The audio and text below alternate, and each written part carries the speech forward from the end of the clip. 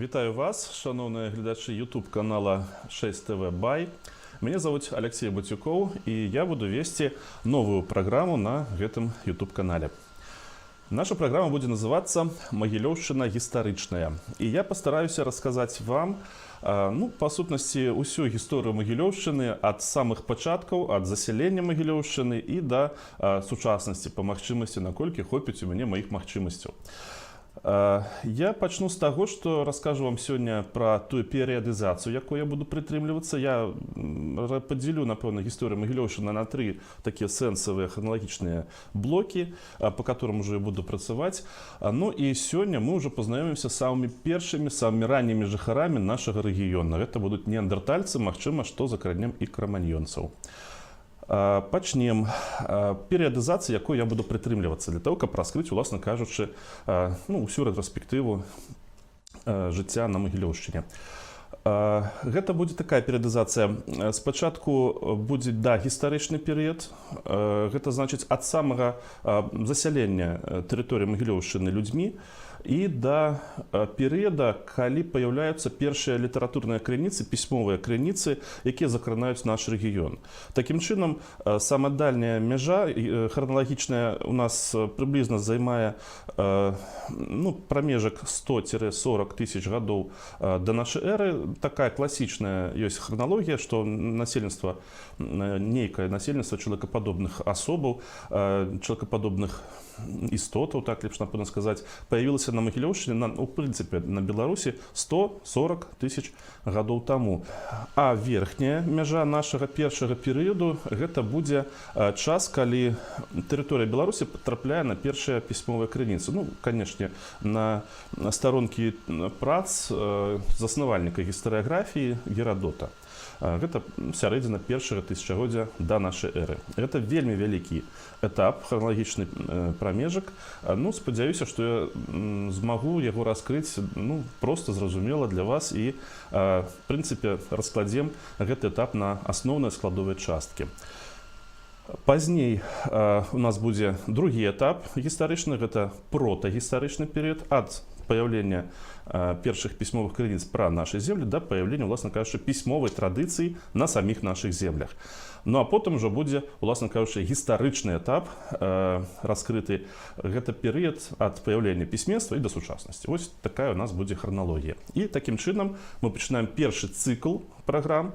Я пастараюся не шмат часу адвесці на гэты цыкл. Гэта Могилевшчына гістарычная да гістарычны перыяд.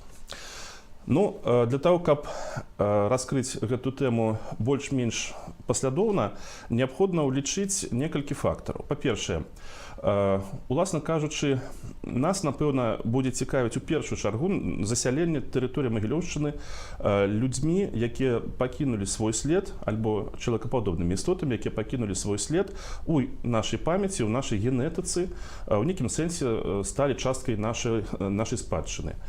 Гэты перыяд і гэтае пытанне ўжо даволі дакладна і даволі паслядоўна вывучаецца навукоўцамі. Асаблівых поспехаў у вывучэнні самага старажытнага перыяда ў існаванні, у засваенні, у засяленні Еўропы дасягнулі навукоўцы на працягу апошніх 30 гадоў. Ужо прыкладна 32-33 гады праводзяцца генетычныя даследаванні, якія далі вельмі вялікую базу інфармацыйную, которая дазволіла нам прасачыць, якім жа чынам адбывалася засяленне і трансфармавалася потым насельніцтва на тэрыторыі Еўропы ў цэлым, канкрэтна ў Беларусі і канкрэтна ў нас на тэрыторыі Могилевшчыны. Што гэта за даследаванні? Гэта, канешне, генетычныя даследаванні рэшткаў, якія былі знойдзеныя ў найбольш старажытных заселеных пячорах і стаянках людзей каменнага веку. Невялічкі экскурс я павінен буду зрабіць у такое паняцце як каменны век. Нам трэба будзе прытрымлівацца агульнапрынятай храналогіі, якая дзеліць увесь першабытны этап, увесь самы старажытны этап у існавання чалавецтва на такія агульнапрынятыя перыяды, як палеаліт, гэта старажытны каменны век, мезаліт, сярэдні каменны век і неоліт. Вось усе гэтыя этапы укладаюцца ў той перыяд, который мы зараз з вами разглядаем. Старажытны каменны век, палеаліт, Гэта перыяд у пераважным сэнсе існавання чалавекападобных істотаў, калі яшчэ не паявіўся чалавек сучаснага тыпу. Чалавек сучаснага тыпу паяўляецца на фінішы палеаліта, у познім палеаліце, і у першую чаргу ён, канешне, набывае свае сучасныя рысы ўжо на этапе мезаліта і неаліта. Што за чалавекападобныя істоты насяляюць планету Зямля і насяляюць канкрэтна наш рэгіён у эпоху палеаліта?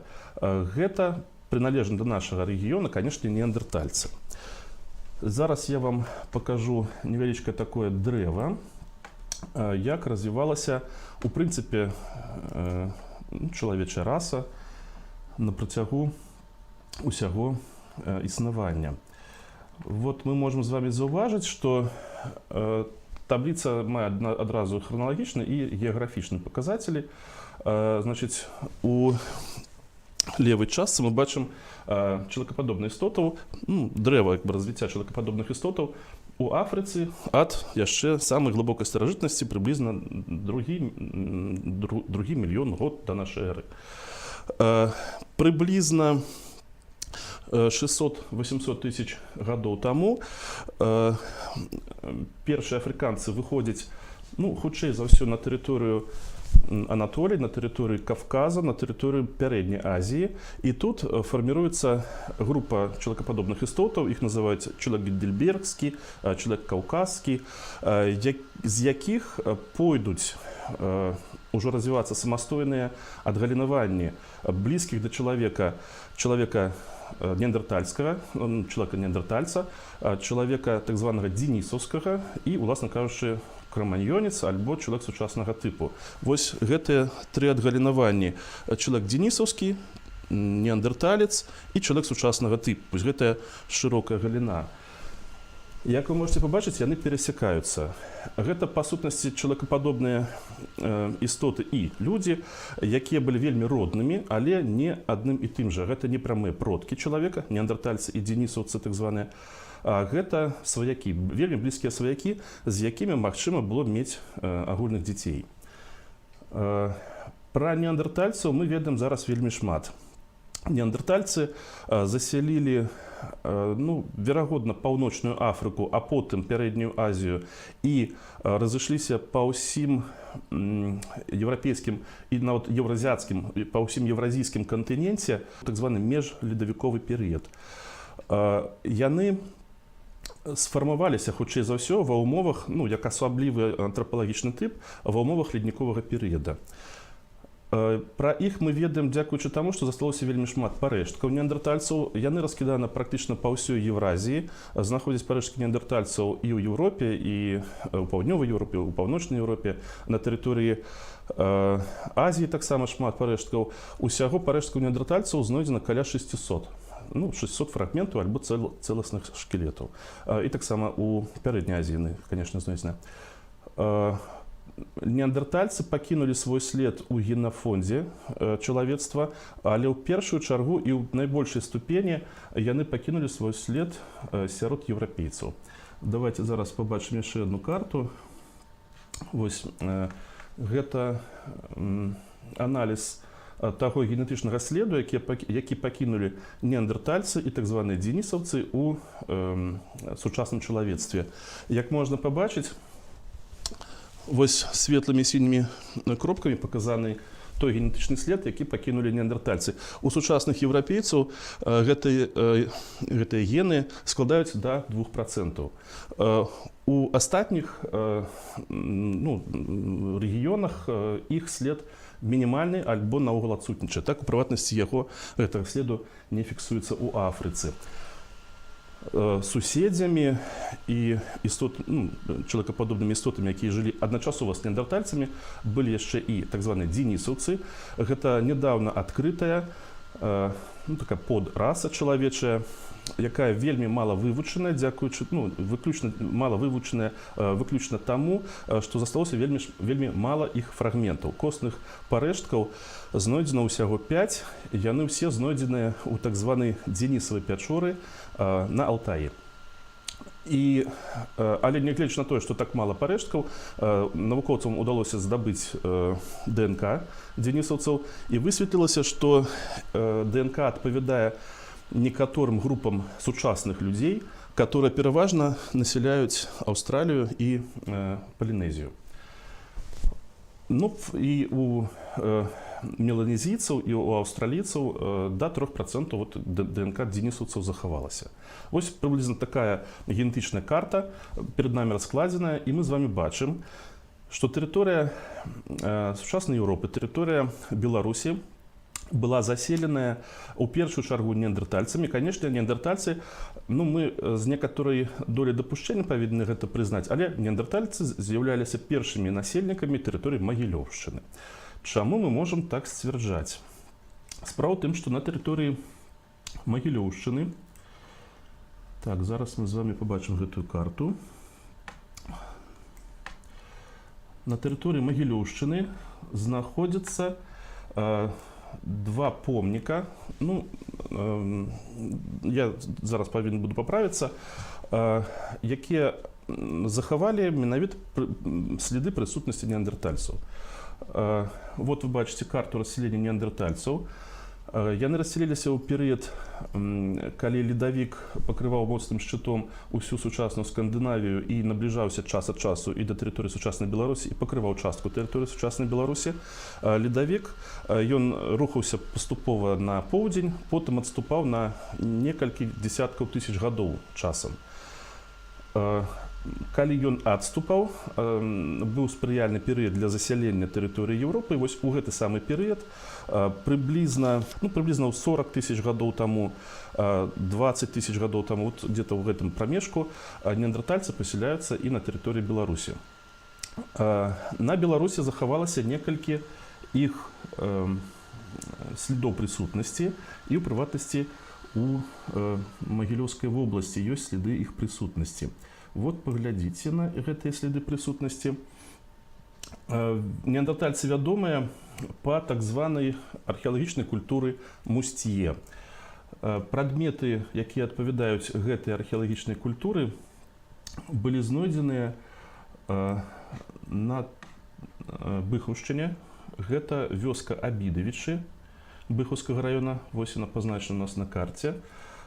Таксама сколы з прыкметамі тэхнікі, которая адпавядае мусцьерскаму тыпу, былі знойдзеныя у вёсцы непадалёку ад вёскі Кліявічы, што на Касцюковічшчыне. Вось зараз я пакажу месцы знаходак гэтых, канкрэтна ўжо ў нас на Магілёўшчыне. Прабачце, вот пад Быхавым Абідавічы і Клівічы пад Касцюковічамі. І ў першым, і ў другім выпадку, у Абідавічах, у Кліявічах, гэта адзінкавыя знаходкі самых прыладаў працы. Канешне, гэта не парэшткі. Гэта не вельмі моцны доказ існавання тут неандертальцаў, бо яны, гэтыя прылады працы, маглі быць прынесеныя пазней, маглі быць выпадкова тут пакінутыя, тут маглі не спыняцца людзі, а проста там праходзіць міма, груба кажучы.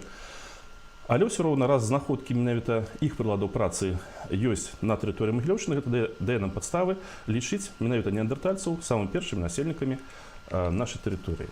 Ну, давайте мы пазнаёмімся крыху бліжэй, уласна кажучы, з самімі неандертальцамі. Хто яны такія?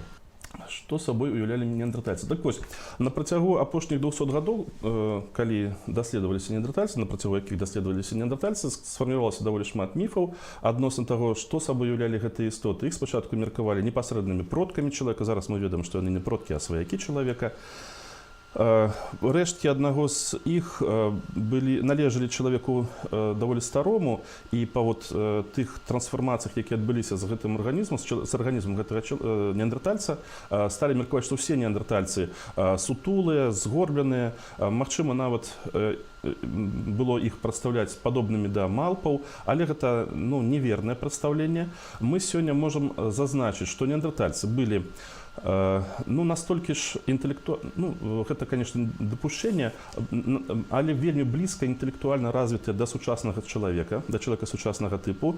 Больш за тое, яны валодалі мозгам, які па аб'ёме быў большы, чым чалавечы мозг. Яны былі меншыя ростам і больш грувасткія, больш мажныя людзі.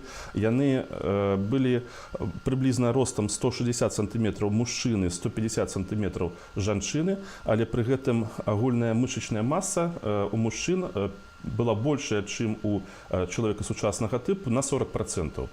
Людзі сучаснага тыпу у параўнанні з неандэртальцамі былі больш грацыёзнымі, высокорослымі, сантиметраў на 10-11 вышэй ростам у сярэднім, чым неандэртальцы. Што яны ўмелі рабіць? Яны ўжо умелі разводзіць агонь. Ну, канешне ж, яны карысталіся простымі прыладамі працы, яны умелі апрацоўваць камень. Уласна кажучы, менавіта каменныя прылады і знойдзены на тэрыторыі Магілёўшчыны. Гэта скрабло, гэта востраканечнік пад Абідавічамі і гэта адшчэпы пад Клеевічамі. Яны таксама валодалі некаторымі, верагодна, што рэлігійнымі перакананнямі. Так? На сённяшні дзень мяркуюць даследчыкі, паколькі неандэртальцы хавалі сваіх памерлых. Некалькі пахаванняў такіх знойдзена. Пахаваныя неандэртальцы былі пакладзены ў спецыяльна падрыхтаваныя ямы. Ямы былі потым зверху прыкрытыя. І у некаторых пахаваннях захаваліся прыкметы слідоў охры, а таксама у адным пахаванні захаваліся прыкметы, што былі кветкі, пакладзеныя ў гэтую магілу.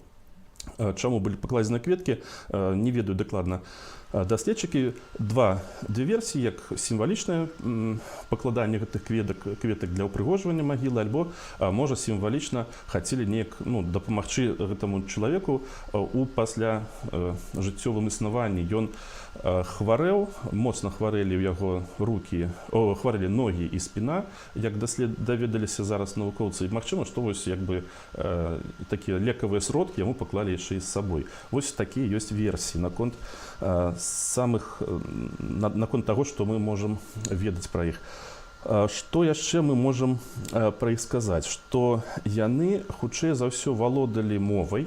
Іх гартань дазваляла ім вымаўляць гукі, але яны не маглі б вымавіць некаторыя гукі, которые можам вымавіць мы. У прыватнасці ім недаступныя былі такія гукі, як е, ё, ю, я, вось такога кшталту гукі, але ўзамен іх, магчыма, яны карысталіся тым, што прысвіствалі, прыщёлківалі, падобна таму, як зараз захаваліся такія гукі ў мове некаторых народаў свету, некаторых архаічных, як часам іх называюць, народаў свету. Ну і таксама даследаванні іх гартані, даследаванні іх пабудовы іх арганізма ў гэтай частцы прывялі да высновы навукоўцаў, што у неандэртальцаў быў вельмі высокі голас. Яны так вішчалі, па-нашаму мы меркавалі бы. Гэта трошкі дзіўна суадносіцца з іх такім масіўным целаскладам, але пакуль што перакананне ў нас такое адносна таго, як яны сябе паводзілі. Чым яны жылі? Яны пасяляліся на нейкіх сталых стаянках і, канешне ж, пераважна яны палявалі на буйную фауну, якой тады было вельмі шмат у міжледніковы перыяд на тэрыторыі Еўропы, на тэрыторыі канкрэтна Магілёўшчыны. На Магілёўшчыне знаходзяць да гэтага часу рэшткі мамантаў, шарсцістых насарогаў. Магчыма, што тут таксама жылі пячорны медведь, пячорная гіена, пячорны леў, алені, туры. І мы падыходзім да пытання пра то, як зніклі неандэртальцы, уласна кажучы, з твару нашай планеты.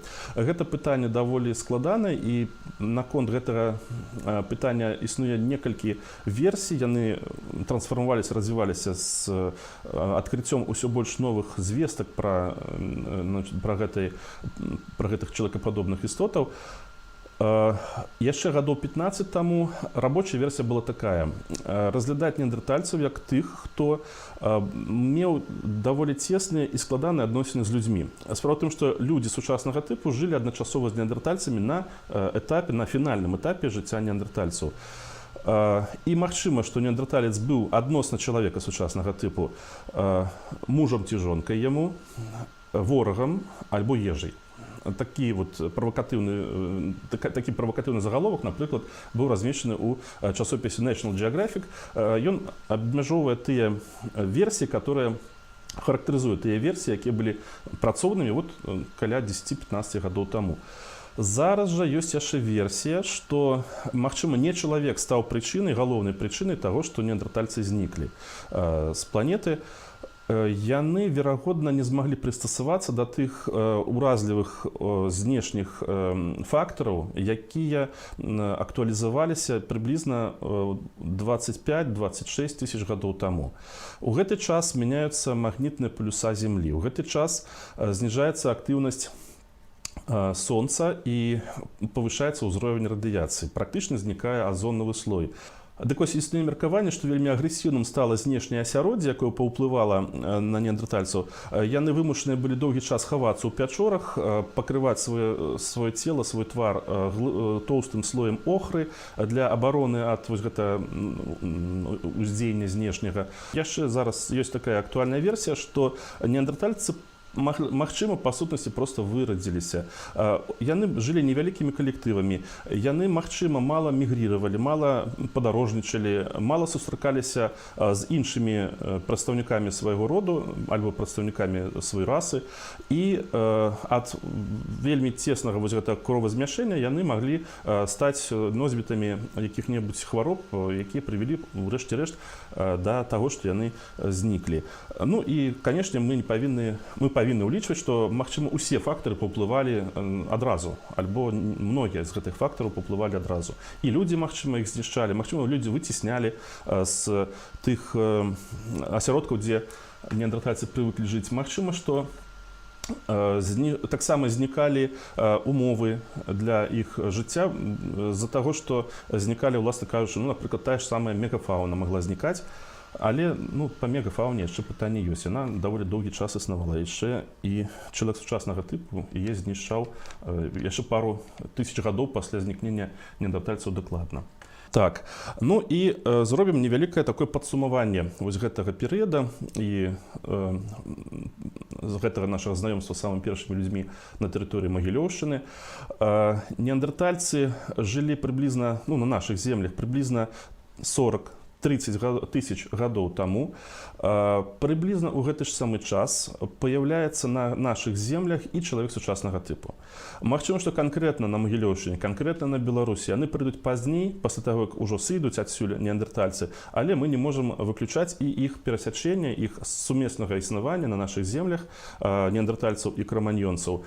Ну і, уласна кажучы, як прыходзіць краманьёнец.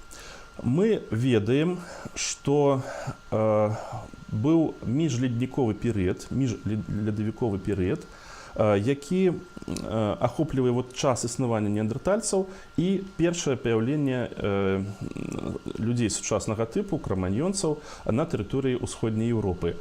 Але гэты перыяд неўзабаве скончыцца, і прыблізна 18-17 тысяч гадоў да нашай эры, вось на гэтай мяжы, наступіць яшчэ адзін ледніковы перыяд, который на доўгі перыяд, на доўгі час прагоніць адсюль усіх. Што мы рэгіструем?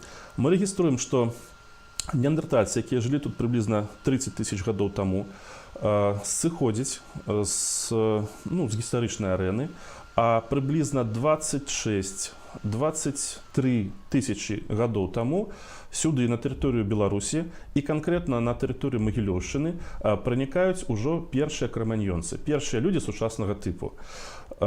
Што мы пра іх ведаем і якім чынам адбывалася вось гэтае пранікненне? Давайте з вами вернемся до картинки, которая показывает нам миграцию усіх людей сучаснага типу во все регионы свету. Вось мы з вами бачым, што людзі сучаснага тыпу нарадзіліся прыблізна 200 тысяч гадоў таму. Гэта прыблізная, вельмі прыблізная лічба, можа там 180 тысяч гадоў таму, няма пакуль што яснасці, на тэрыторыі Афрыкі. Пазней яны мігравалі на тэрыторыю пярэдняй Азіі і Блізкага ўсходу, і ўжо на тэрыторыю сучаснай усходняй Еўропы праз Каўказ, магчыма, праз Балканы, яны пранікаюць прыблізна у 40-м тысячагоддзі да нашай эры. Это той самы час, калі вот мы рэгіструем на тэрыторыі Магілёўшчыны неандэртальцаў.